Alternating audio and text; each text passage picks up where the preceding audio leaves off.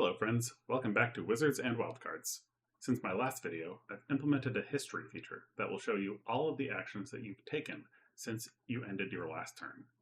If a history item doesn't end with an X in front of it, like this, then you can undo it. I've also implemented a very simplistic NPC. Previously, the opponent would place the top card of their deck onto a random empty slot on the back row. Now the NPC has a hand and resource containers, just like you. It will choose resources that will enable it to play cards, or draw a card if it has none. When placing cards, it will prioritize slots that don't have a card in the front row. Before the release of the demo, I plan to add some additional logic, like prioritizing defending itself against your cards. All of the core gameplay mechanics are now implemented, which is a big milestone towards getting the demo available. Over the next few weeks, I'll be working on some quality of life improvements, bug fixing, and a rework of 3 of the class identities: Ranger, Cleric, and Wizard. During this time, I'll likely provide 1 or more pre-alpha builds for members of our Discord server to help with testing and feedback. If you'd like to participate, the link to join is in the description. Once I'm content that the gameplay elements are all functioning as intended, I'll work on a visual overhaul, and hire an artist to create some official artwork for the game. For now, I'll play a game or two to show off the new features in action. So to start with, you can kind of cheat, and that you can go back once you've created your deck. I don't know how I feel about this. I might turn it off. We'll see. But for now, you can cheat. And there's a 50% chance that when you create the NPC's deck that either you will start or the NPC will start. It basically flips a coin. So the NPC is taking the first turn, and now you can't undo anymore, because you can't undo what the NPC does. And here's an example of those X's. So you can see on the first player's first turn, they only gained 1 resource, so they only gained 1 mana. On future turns, you'll see that both the NPC and I will gain 2. They played cards, and so they spent the mana that they gained in order to play this Gravity Mage, and they played this land for free, and then ended their turn. And as you can see, because there's a little X here, I cannot undo their actions. So there's kind of a give and take to that little cheat that I mentioned at the beginning, which is you may not like your cards, but if the NPC goes first, you can't revert that. So let's take a look at what we've got. Plain resource and all Cleric cards. Interesting. That definitely tells me what I'm going to be taking for my resources. The question then becomes, how do we want to play this? We want to try to avoid attacking his lamb, although I think the Warlock resource hogs might be busted right now, so I don't know if I want to act on that knowledge or not. At the end of your turn, move 1 of your cards in the front row to an empty space. This has the potential of being pretty powerful, so I think I'm going to get ahead of that. If I play... Interesting. I could... I have 2 options here. I can play this Clergy in front of the Gravity Mage and spend my second blessing to move him forward. The Gravity Mage will then not be able to attack. I can spend the Resource Hog on my next turn in order to have the Clergy kill his Gravity Mage. But if I play this Exarch now, it'll cost both, and I'll take 1 damage from his Gravity Mage. So, how do I want to play that? I think getting out the stronger card early is better. 1 damage is not the end of the world. So I think I'll take the 1 damage from him. And the Exarch's ability is that when he's destroyed, a Clergy is played in his place. So I'll end up with 2 of them eventually. And that'll be my turn. you can see now that my turn ended, the previous history got wiped out, and it starts off. If I had any cards in the front row, you would see them. You would see their history at the top, and then you would see what the opponent does. So they gained 2 mana, just like I gained 2 blessings. Their cards moved forward. They played a Flame Tender for the 2 mana that they acquired. The Gravity Mage moved itself, which is actually insanely smart. So right now, when the NPC has an option to pick things like it had an option to pick one of the cards in its front row and also to pick which slot to move that card to. It just picked totally randomly. There was no logic there. So this, they actually lucked into an insanely good play for them. That was probably the best possible thing that they could have done with their turn. It's not going to save them because I can still push my resource hog into my clergy here into the front row and kill them. But it is going to more or less force me to do that. I also noticed this Flame Tender with 3 attack is pretty scary.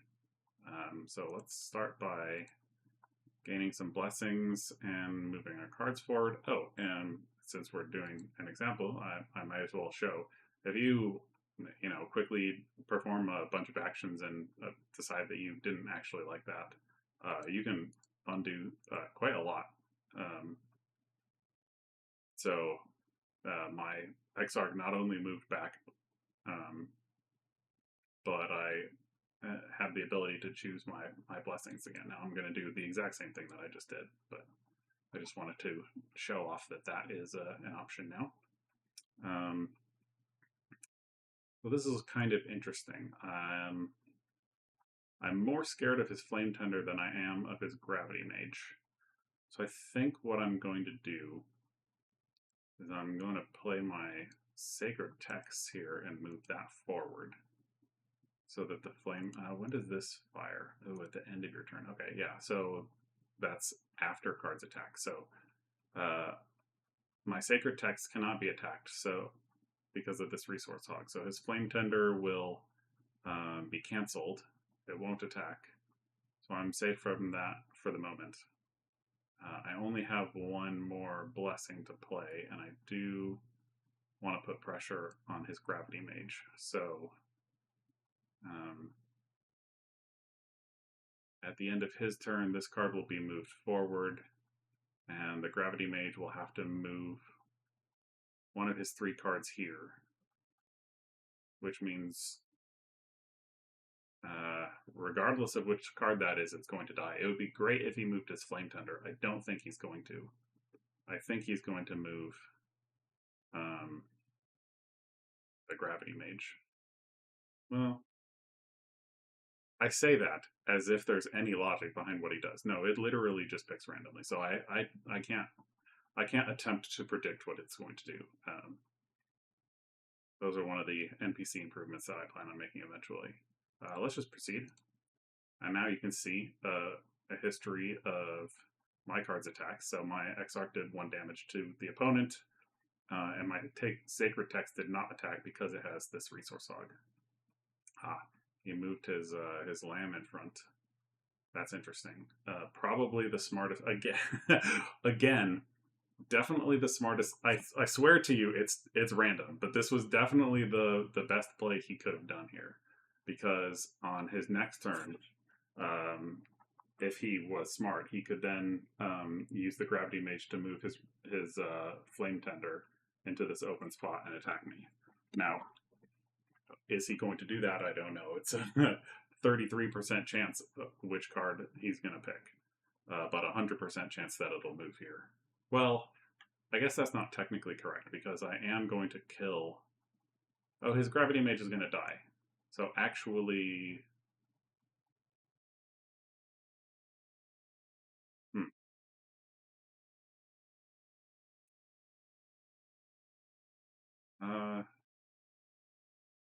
I mean, that probably still was the best move.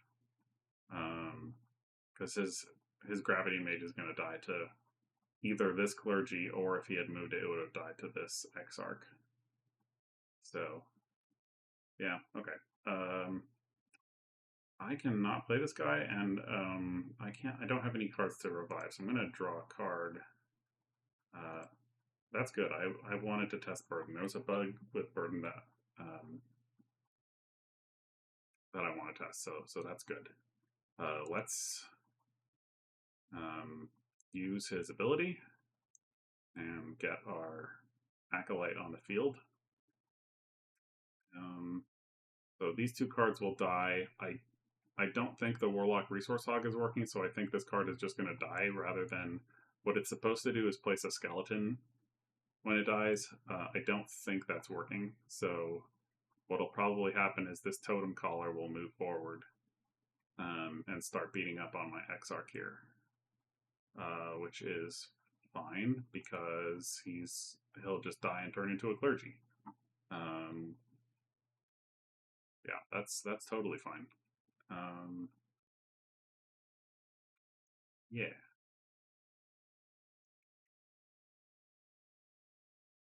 Yep, I was right. The lamb did not.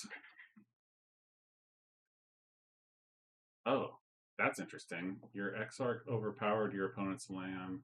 Oh, right, it dealt two. Ah, yes. Okay.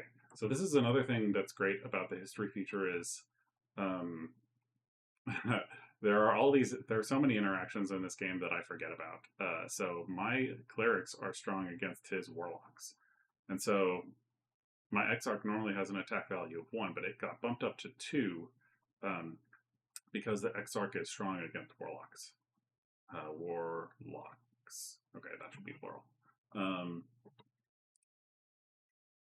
And because the lamb only had 1 health, and there was a card behind it, the additional damage, as you can see on the second line, your Exarch overpowered your opponent's lamb, dealing the 1 remaining damage to the totem caller behind it. So this totem caller started with 5 health, I believe. And so he took 1 as a result of the lamb hit there, which is very convenient. I didn't expect to get that. That's nice. He drew a card and gained a soul. Didn't play a card, which means that this card costs more than 1 soul. Yeah, he would play it. The NPC will play all possible cards that it can afford. So this has to be a warlock that costs more than 1 soul. This guy was blocked. He did 2 damage. Okay. I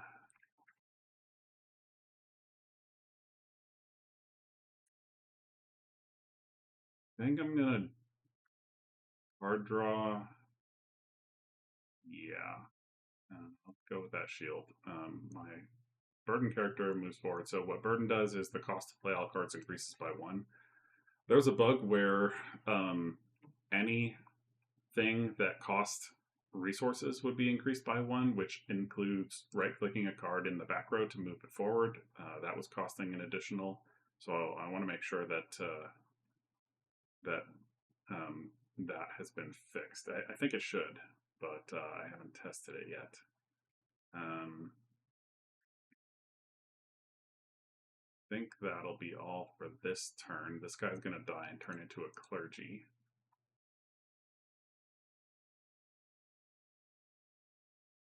He acquired a soul. He drew a card. That's interesting. Wait a minute.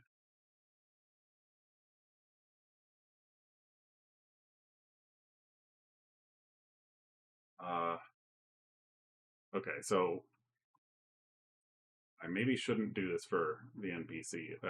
When a player draws a card, I didn't want you to be able to undo that because then you would just know what the top card of your deck is and you could just do that for free and undo it. So I made it so that when you draw a card, it goes before in the history list. It'll go before your acquisition of resources. So you can say, for example, I can take a shield, draw a card, and you can see that the card went before the shield, which means that I can undo that shield acquisition if I wanted to.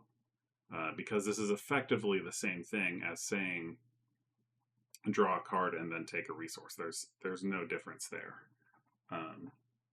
So I allow you to do that, but I guess it doesn't really make sense to do that for the NPCs. It's a good thing that I have my bug tracker up here.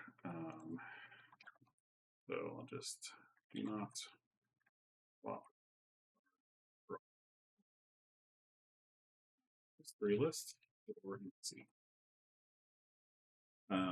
Additionally, he had 1 soul at the start of his turn and gained 1, so he should be at 2 right now. I'm not sure why he's not.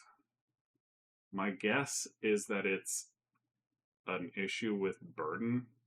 He probably tried to play a 2-cost card, and it didn't refund the full amount. That's my guess. Anyways, the Exarch died and turned into a clergy, which is fine. Yeah, I'm gonna take that shield, and how do we want to play this? I kind of don't want either of these cards attacking, if I'm being perfectly honest, so I kind of like the resource hogs are blocking them.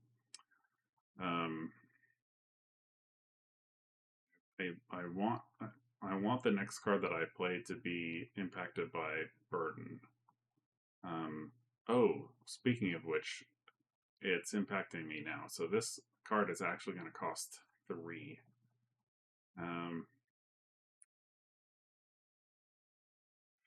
Okay, I should probably...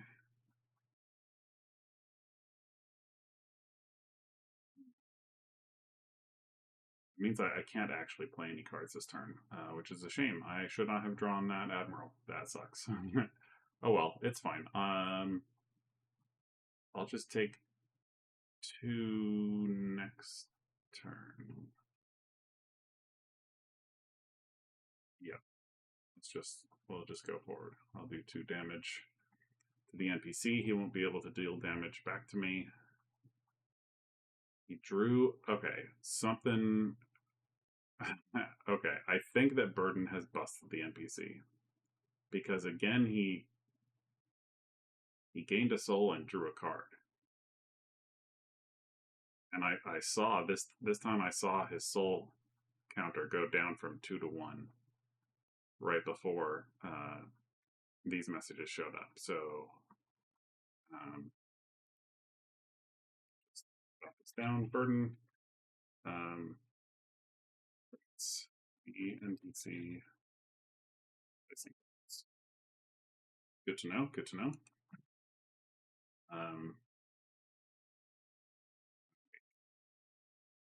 So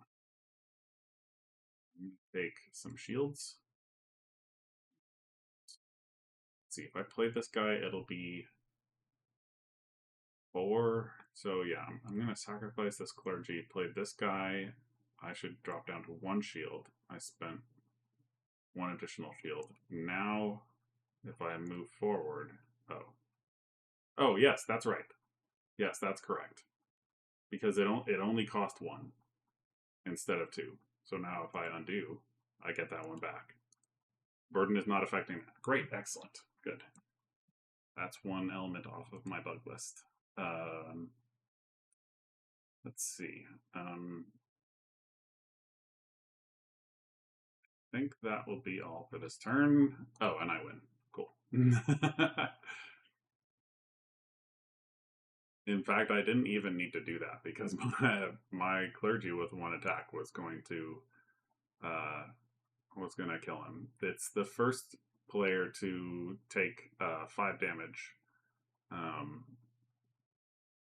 Yeah.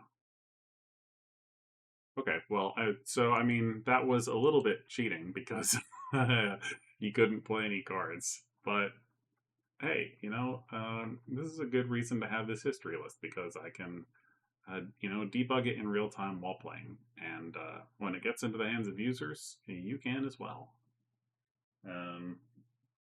I think we're gonna leave it at one game for now. That was if we rehash this, it's just probably gonna end up a similar way. So I've got some bugs to fix, and I look forward to producing the next showcase. And I hope you enjoyed. Remember to join our Discord server if you'd like to get access to the pre-alpha version of the demo. Thank you for watching.